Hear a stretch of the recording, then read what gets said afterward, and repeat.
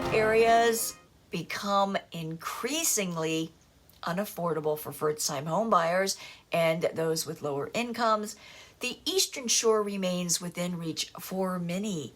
It's Friday, June 30th, 2023.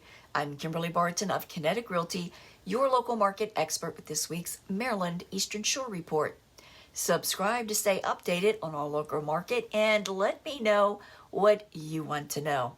Since the Eastern Shore is largely rural, homebuyers have the option to use the USDA 100% no down payment required loan, easing the burden of that one expense.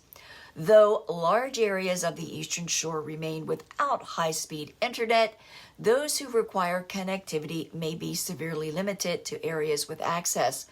Governor Moore is working on statewide internet access, but in the meantime, coverage considerations remain a concern.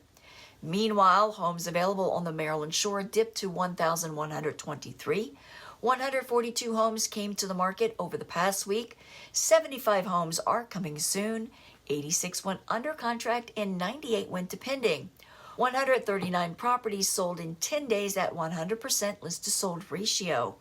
The highest priced home sold in the past week was a waterfront in Chestertown for $2 million. There are 58 homes for lease at $1,995 per month. And that's a wrap for this week's Maryland Eastern Shore Report for June 30th, 2023. Thanks so much for tuning in. Be safe and have a wonderful 4th of July weekend holiday. See you next week.